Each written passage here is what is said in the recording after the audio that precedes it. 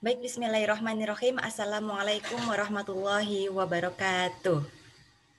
Adik-adik sekalian, sebelum kita memulai materi kita usulul fiqh hari ini, mari kita berdoa bersama-sama agar perkuliahan kita menjadi perkuliahan yang bermanfaat dan barokah. Amin ya rabbal alamin. Nawaitu ta'aluma liridhallahi ta'ala wa izalatil jahli wa ihya'id. Amin ya rabbal alamin. Baik adik-adik, hari ini kita akan mempelajari salah satu poin dari tema besar kita, yakni turukud dalalah, yang mana kita memberi nama itu adalah bukan kita yang memberi nama, maksud saya salah satu poin tersebut adalah mantuk, seperti itu.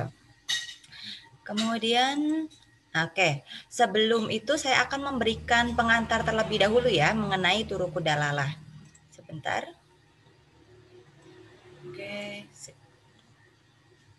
Baik teman-teman, jika kita melihat turuku dalalah secara tekstual, maka kita akan mendapati dua kata yang melandasinya, yakni turuku dan dalalah.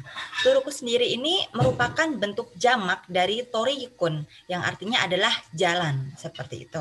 Karena sifatnya jamak, maka jalan atau caranya lebih dari satu tentunya.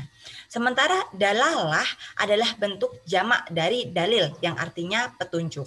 Adapun petunjuk yang dimaksud di sini tentunya adalah Al-Qur'an dan hadis atau yang kita singkat dengan an-nas seperti itu ya. Dan cukup jelas bahwa ayat di Al-Qur'an maupun hadis pun sangat banyak untuk mensifati jamak yang ada pada kata dalalah ini seperti itu. Kemudian teman-teman, jika kita berbicara mengenai ayat yang terkandung di dalam Al-Quran ataupun matanul hadis atau isi dari hadis itu, maka kita pun akan menemukan ayat maupun matan hadis yang memberikan pemahaman secara eksplisit, yakni yang jelas dan tegas. Kemudian ada pula yang implisit, yang masih samar seperti itu. Dengan demikian, cara memahami ayat dalam Al-Quran maupun matan hadis tidak cukup dengan cara pembacaan secara tekstual saja, namun harus lebih dari itu. Oleh karena itu, kita akan mempelajari turuku dalalah ini teman-teman, yakni turukun jalan-jalan atau cara-cara untuk memahami petunjuk tersebut. Seperti itu. Yang mana kalau seumpama di dalam tema besar ini teman-teman, kita akan membaginya menjadi dua, yakni jalan pertama itu kita sebutnya mantuk yang akan kita pelajari hari ini, dan kemudian jalan kedua ini yang disebut dengan mafhum seperti itu yang akan kita pelajari di minggu depan seperti itu. Oke. Dan pada hari ini kita akan membahas poin pertama ya, yakni mantuk baik dari segi pengertian maupun pembagiannya. Oke, teman-teman, ini adalah mantuk, pengertian dari mantuk. Mantuk sendiri secara bahasa ini artinya adalah sesuatu yang diucapkan. Karena memang kata dasarnya adalah na poko, non, po, dan of seperti itu. Yang artinya adalah ucapan, sesuatu yang diucapkan kalau mantuknya. Kemudian menurut istilah, yaitu pengertian harfiah dari makna yang ditunjukkan oleh lafadz yang diucapkan itu sendiri, seperti itu. Yang mana hal ini senada dengan pendefinisian mantuk yang diutarakan oleh kalangan Syafi'iyah seperti itu. Yang mana mereka bilang dalalatul mantuk hiya dalalatul lafat. Nah, dalalatul mantuk adalah petunjukan lafat ala hukmi syai'in dzakara fil kalam, atas suatu ketetapan hukum yang mana dia ini sesuai dengan apa yang diucapkan bihi dan dituturkan langsung olehnya seperti itu atau oleh lafaz itu sendiri ya yang dimaksudnya. Kemudian coba teman-teman cermati ayat berikut ini ya. Ini saya ambil Anissa sudah terlalu kecil saya seperti ini ya. Oke, saya harus pindah kemana ini? Oke, seperti ini ya. Mungkin nanti kalau kurang jelas kalian bisa buka sendiri Al-Qur'annya. Oke, takutnya ketutupan saya nanti. Jadi ini ada Al-Qur'an An-Nisa ayat 23. Hurrimat alaikum ummahatukum, diharamkan atas kamu mengawini ibu-ibu kamu, seperti itu. Wa banatukum, dan anak-anak perempuanmu. Wa akhwatukum, dan saudaramu yang perempuan. Wa ammatukum, ammah itu adalah saudara dari bapakmu yang perempuan, seperti itu. Kemudian wa kholatukum, ini saudara juga tapi dari ibu, jar artinya ibu, seperti itu. Wa banatu akhi, dan anak-anak dari saudara laki-lakimu, anak-anak perempuan maksudnya. Wa banatu ukhti, dan anak-anak perempuan dari saudara perempuanmu, berarti keponakan ya, seperti itu. Wa ummahatukum allati arda'nakum, dan ibu-ibu yang sudah menyusui kalian. Wa akhwatukum minar rodo'ah, ataupun saudara persusuan. Wa ummahatu nisa'ukum, atau ibu dari anak ibu dari wanitamu, ibu dari istrimu, atau berarti ibu mertua, seperti itu ya. Warababikum alladzi yakhruju min nisaikum, dan ataupun anak-anak istrimu yang dalam pemeliharaanmu, seperti itu. Alladzi dakhaltum bihinna, atau dari istri yang telah kamu campuri. Fa in lam takunu dakhaltum bihinna, tapi jika kamu belum bercampur dengan istrimu itu, dan kemudian dalam ayat ini maksudnya itu kemudian sudah diceraikan, belum bercampur kemudian sudah diceraikan, fala junaha alaikum, maka tidak ada dosa bagimu untuk mengawininya. Wa halailu abnaikum alladzi min aslabikum, dan dan diharamkan kemudian wahala ilu abnaikum alladzi min aslabikum, dan diharamkan bagimu istri-istri dari anak kandungmu atau menantumu. Kemudian wa anta jama'u baina akhwataini, yang anta jemaah, kemudian yang menggabungkan antara uktaini. Jadi kalau semua seseorang menikah, tidak boleh dia langsung menikahi kakak beradik, seperti itu. Illa man qad salaf, kecuali yang telah terjadi pada masa lampau. Masa lampau di sini artinya sebelum ayat ini turun, seperti itu ya. Innahu kana ghafurur rahim, dan Allah Maha Pengampun lagi Maha Penyayang. Oke, maka pada ayat ini kan jelas sekali ya petunjuk siapa-siapa saja yang tidak boleh dinikahi oleh seorang lelaki. Maka karena petunjukan ayat ini adalah sangat jelas dan mantuk sesuai dengan apa yang diucapkan secara tekstual, inilah yang disebut dengan mantuk, seperti itu teman-teman. Kemudian next kita punya pembagian dari mantuk itu sendiri. Oke. Pembagian dari mantuk ini ada beberapa ya, yakni yang pertama ada sorih dan ghairu sorih. Kemudian dari sorih sendiri masih dibagi lagi. Yang pertama ada mutobakoh, kemudian ada tadomun. Kemudian sementara kalau dari ghairu sorihnya ada iqtido, isyarah, dan juga ima, seperti itu. Oke. Adapun macam-macam mantuk ini kalau kita pretelin dari sorih dulu sebentar. Nah, saya akan kecil diri. Oke, di mana saya harus berpindah ya? Saya langsung menjelaskan saja ya. Semoga kalian mengerti karena ini tidak bisa diperkecil lagi.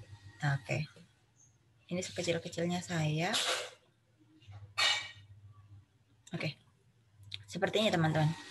Jadi kalau seumpama yang sorih, ini kan petunjukan lafadz yang sangat jelas. Sorih itu artinya jelas ya.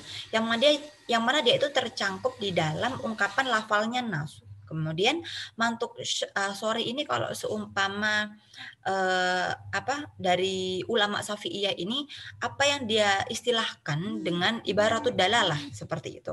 Kalau seumpama di ulama Hanafi. Jadi sementara antara ulama Syafi'i dan Hanafi ini sebenarnya memiliki satu kesamaan dalam pendefinisian, hanya dalam istilahnya saja yang satu pakai mantukun sorih, yang satunya pakai dilalatul ibarah. Kemudian yang saya jelaskan pertama adalah ini mengenai mutobakoh ya. Mutobakoh ini asal katanya adalah tobako yutobiku, yang mana artinya ini mempunyai makna yang sama atau kesesuaian, mutobik, sesuai, seperti itu. Misalnya saja kalau seumpama dalam penamaan surat-surat dalam Al-Quran, ada al-qari'ah, al-waqi'ah, al-zalzalah, itu kan semua maknanya sama, hari kiamat. Nah, seperti itu. Jadi sebenarnya ada juga poin penting dari mutabaqah ini, yakni kalau kita mengambil suatu hukum yang dikatakan hukum tobik ya, hukum mutabaqah ini, maka kita harus juga mengambil ayat-ayat yang lain. Maksudnya ayat-ayat yang senada dengan ketentuan tersebut. Contohnya saja ini saya ambil kasus idah. Ini ada contohnya ya. Jadi teman-teman kalau kita melihat ini juga saya rangkumkan dalil nasnya yang melandasi dari kasus idah ini. Oke. Jadi kalau kasus idah ini kan dia diwajibkan oleh semua wanita yang berpisah dari suaminya ya. Baik itu sebabnya adalah talak atau khuluk. Khuluk itu adalah gugat cerai, wanita yang menggugat. Atau fasah. Fasah itu penggagalan akad pernikahan seperti itu. Ataupun ditinggal mati, cerai mati seperti itu. Oke, dengan syarat sang suami ini telah melakukan hubungan suami istri.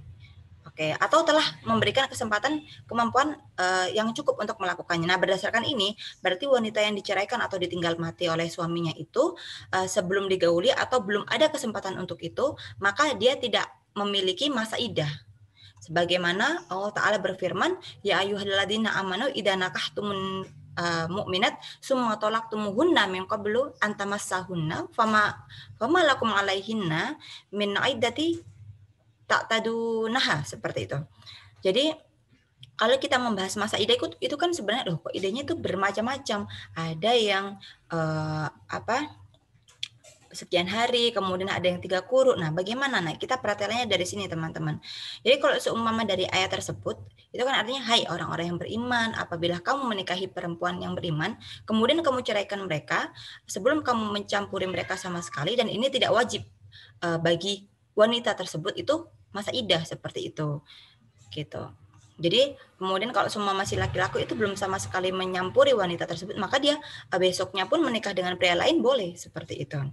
Nah, berdasarkan keterangan di atas ini, pada dasarnya penyebab masalah idah ini dapat dirinci seperti ini. Ini kan ada wanita yang ditinggal mati oleh suaminya. Wanita yang ditinggal mati oleh suaminya ini punya 2 keadaan. Yang pertama, dia ini akan ditinggal mati ketika sedang hamil, seperti itu. Nah, kalau seumpama wanita ini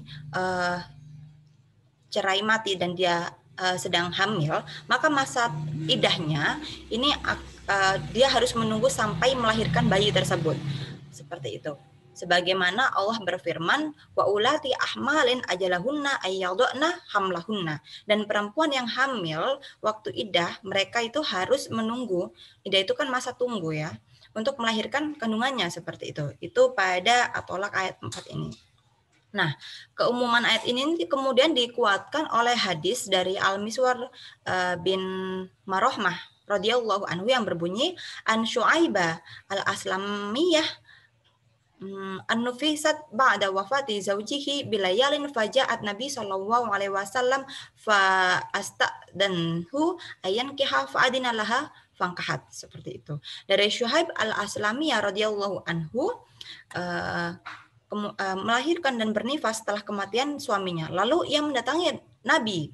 Kemudian dia meminta izin kepada beliau untuk menikah lagi. Kemudian beliau mengizinkannya. Lalu ia segera menikah. Itu hadis sahih ya dari Al-Bukhari nomor 5320 seperti itu. Ataupun di Muslim di nomor 1485. Kemudian itu kan keadaan yang pertama teman-teman. Kemudian keadaan kedua ketika wanita tersebut tidak hamil seperti itu. Jika ia tidak hamil maka masa iddahnya adalah 4 bulan 10 hari. Seperti itu. Sebagaimana Allah Subhanahu wa taala berfirman, "Walladzina yutawaffawna minkum wa yadaruna azwaja yatarabbasna bi anfusihinna arba'ata ashhur wa asyra." Fa in balagna ajalahunna fala yunaha 'alaikum fima fa'alna ilal akhirih. Intinya, kalau seseorang meninggal dunia kemudian dia meninggalkan istrinya, maka dan istrinya ini keadaannya tidak hamil, maka masa iddahnya adalah 4 bulan 10 hari ya di sini. Nah, kemudian pada kasus yang selanjutnya, tadi kan karena mati ya. Kemudian wanita yang diceraikan. Wanita yang diceraikan ini ada 2 macam. Oke. Yakni ada yang sifatnya itu tolak roj'i. Tolak roj'i ini kan roj'i itu artinya rujuk ya. Dan juga wanita yang ditolak bain. Tolak bain itu tolak 3, berarti tidak bisa rujuk seperti itu. Nah, wanita yang dicerai dengan tolak roj'i ini dibagi menjadi beberapa hal. Yang pertama, keadaannya dia ini masih haid. Kalau seumpama masa iddahnya wanita ini masih haid seperti itu, maka jenisnya ini ada 3 kali masa haidnya seperti itu. Sebagaimana firman Allah, al-mutallaqatu yatarabbasna bi anfusihinna salah satu quru seperti itu. Kemudian salah satu quru ini yang menjadi garis besar kita. Kemudian ada juga menurut pendapat rojih, quru ini kan artinya haid, ada pula yang masa bersihnya seperti itu. Oke.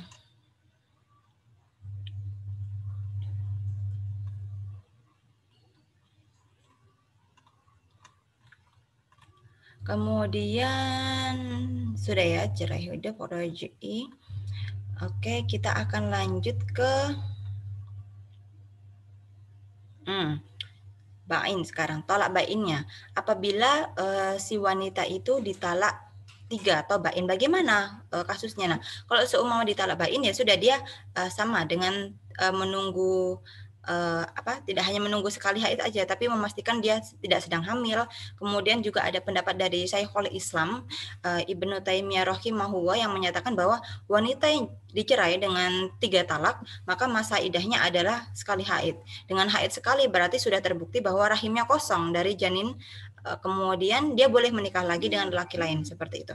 Kemudian kalau seumpama ini ada kasus huluk seperti itu. Huluk itu berarti si wanita ya yang menceraikan laki-lakinya seperti itu. Jadi gugat cerai istilahnya kalau di dalam pengadilan agama. Ini masa idahnya juga sama seperti itu. Oke. Sekali haid. Ini hanya memastikan bahwa rahimnya ini kosong apa enggak seperti itu. Oke. Itu adalah salah satu contoh dalam kasus ini. Berarti kita melihat, oh berarti kasus idah ini banyak sekali patokan masa tunggunya, ada yang sekian, ada yang sekian, ada yang sekian, dan ini tuh tergantung pada pokok permasalahannya seperti itu. Apakah dia sedang hamil atau tidak hamil, apakah dia sedang haid dan lain sebagainya seperti itu.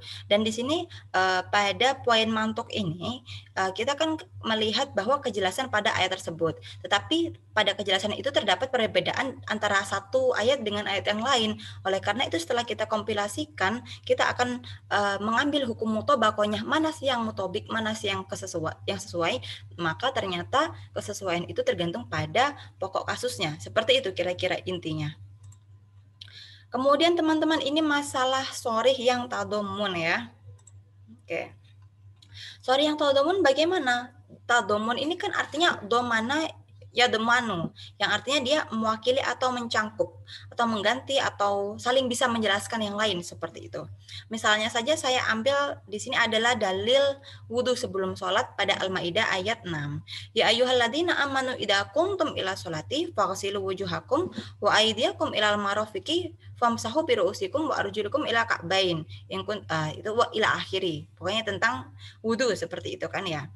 Oke, dan hai orang-orang yang beriman, apabila kamu mengerjakan sholat, maka basuhlah mukamu, tanganmu dengan siku. Nah, itu kan adalah dalil-dalil wudhu. Nah, dari sini kita akan bisa menyimpulkan ketika kita mengambil ayat ini, maka seluruh hukum yang terkait dengan hukum tadamin ini, seluruh hukum yang menyangkut dengan sholat, maka dia akan dikembalikan kepada hukum awalnya. Yakni ketika sholat itu wajib, maka syarat sahnya adalah wudhu. Berarti kalau seumpama seseorang mau sholat, ya harus wudhu. Karena pada ayat ini ada perintah untuk wudhu. Jadi sholatnya wajib, wudhunya pun akan menjadi wajib seperti itu. Itu untuk penghukuman di tadomunnya. Oke, kemudian kita akan beralih kepada pembagian dari ghairu sharih. Kalau seumpama ghairu sharih tentu dia akan menjadi kebalikannya sharih ya. Sharih itu jelas, ghairu sharih artinya berarti tidak jelas. Oke. Jadi petunjukan lafadznya ini yang tidak jelas, levelnya itu di bawahnya itu. Di sini dibagi menjadi 3, iqtida, ada ima, dan ada isyarat juga.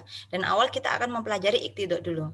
Iktido ini kan pengertian kata yang kemudian disisipkan secara tersirat dalam pemahaman pada redaksi tertentu, yang mana dia ini tidak bisa dipahami secara lurus kecuali dengan adanya penyisipan itu. Yang saya contohkan di sini ada hadis dari Rasulullah yang menjelaskan anak Abi dari Al-Ghifari qala Rasulullah sallallahu alaihi wasallam inna wa tazawaja an ummatil khata' wa nisyan wa mastakrahu alaihi, rawahu Ibnu Majah. Nah, dari Dzar Al-Ghifari berkata, Rasulullah bersabda, sesungguhnya Allah mengangkat dari umatku kesalahan, kelupaan, dan keterpaksaan. Nah, mengangkat umat inilah yang menjadi garis bawah. Loh, mengangkat apanya? Masa umatnya yang diangkat? Berarti meninggal dong, seperti itu kan. Ternyata tidak. Kalau seumpama kita menyisipkan suatu makna darinya, yang diangkat itu bukan umatnya, tapi al-ism atau dosanya, seperti itu. Dosa dari apa? Dosa dari apabila kita berbuat lupa atau sesuatu yang terpaksa, seperti itu. Kemudian teman-teman, kita beralih kepada isyarah. Nah, oke. Nah, ini isyarah saya mengambil juga ayat 233 ya. Wal walidati yurdina auladahunna haulaini kamilaini. Liman aradah ila akhirih. Ini ayat tentang bagaimana seorang ibu ini harus menyusui anaknya selama 24 bulan atau 2 tahun penuh, seperti itu. Nah, kalau seumpama kita melihat dari pengertian ayat ini kan kita akan garis bawahi tentang ukapan al-mauludah di sini ya.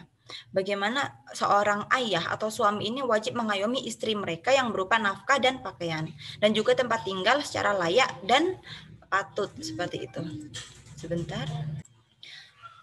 Oke, jadi ungkapan mauludah ya yang kita artikan sebagai ayah atau pengganti sebagai al-ab di sini. Kalau dalam bahasa Arab kan ayah itu artinya al-ab. Kemudian nah dari kalimat itu, tapi kemudian Allah menggunakan kata al-mauludah pada ayat itu. Oke, kemudian para mujtahid ini berpendapat apa sih maksudnya yang bisa kita pahami.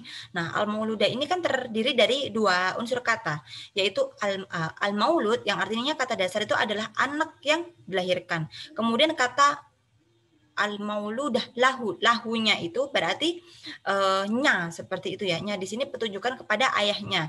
Sehingga ungkapan dari al-mauludu lahu artinya adalah anak untuk ayah, seperti itu. Oleh karena itu lafal mauludah ini akan mengandung arti lain, seperti arti yang disebutnya yaitu anak adalah milik ayah, dan oleh karena itu anak-anak yang dilahirkan kemudian dilahirkan secara legal ya, maka nasabnya adalah kepada ayahnya, bukan kepada ibunya, seperti itu. Berbeda lagi kalau seumpama seorang anak yang lahir di luar pernikahan, seperti itu, maka nasabnya pun dalam Islam akan dirujukan kepada ibunya. Nah, kita kembali lagi ke mauludah tadi, maka pengertian inilah yang disebutkan sebagai dalalatul isyarah itu, seperti itu. Sesuatu yang ditangkap di balik lafaz atau nas, seperti itu. Kemudian kita akan lanjut saja mengenai ima. Nah, ima itu apa? Nah, ima ini kan disebutkan di sini bahwa dalalatul aqliyah at-tazawiyah linnas ala an hukmuhu ma'lul bi'illatin bidarin ma'aha wa ghairiha ilal akhirih, seperti itu. Kemudian saya langsung saja ke rawahu Tirmizi ya di sini. An Jabir bin Abdullah an Nabi sallallahu alaihi wasallam qala min ahya arda maitatan fahiyalahu. Rawahu Tirmizi. Dari Jabir berkata, barang siapa menghidupkan tanah yang basah maka dia akan tanah yang sudah mati, maka tanah itu akan menjadi miliknya. Itu rawahu Tirmizi. Nah, dari kalau semua dari ima ini hadis tersebut akan menunjukkan hukum melalui mantuknya, seperti yang jelas tertulis seperti itu. Dan juga kalau semua kita melihat dari dalatul imaknya itu artinya aktivitas menghidupkan tanah mati itulah yang kemudian menjadi ilat. Ilat itu sebab ya dari kepemilikan tanah untuknya, seperti itu. Nah, oke, alhamdulillah tuntaslah kita untuk materi hari ini, dan di sini saya memiliki satu ayat yang untuk kalian cermati, klasifikasikan, kemudian jelaskan menurut penjabaran tadi, apakah ini termasuk mantuk soreh atau ghairu soreh, apakah ini termasuk mantuk yang ima ataupun isyarah ataupun apa terakhir tadi. Oke, seperti itu. Iqtido, seperti itu. Ima isyarah iqtido.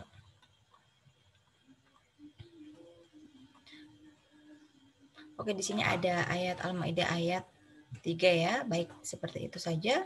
Mari kita akhiri dengan membaca hamdalah. Alhamdulillahirabbil alamin. Allahumma anfa'na bima 'allamtana wa 'allimna ma yanfa'una warzuqna uluman tanfa'una. Terima kasih. Wassalamualaikum warahmatullahi wabarakatuh.